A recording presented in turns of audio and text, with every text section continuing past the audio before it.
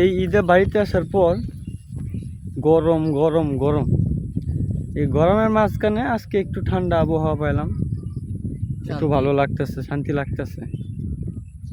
যে একটা পরিস্থিতি হয়েছিল, বেশি না, ঘন্টা 2 ঘন্টা আগেও যে যতটুকু গরম আসছিল সহ্য করার মতো আসছিল না, একদম মনে করেন পাগল বানাই লাইছে গরমে।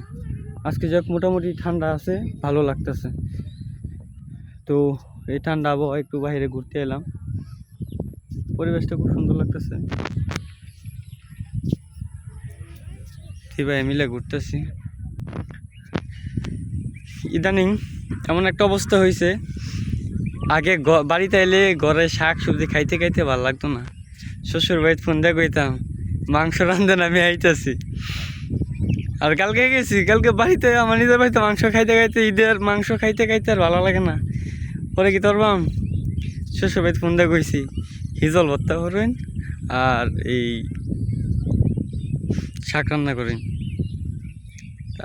আগে বাড়িতে শাক সবজি খাইতাম না, শ্বশুর বাড়িতে ফোন দিয়ে কই শাক সবজি রান্না করেন, আমি আইতাছি। এই একটা পরিস্থিতি, এটাই বাস্তব।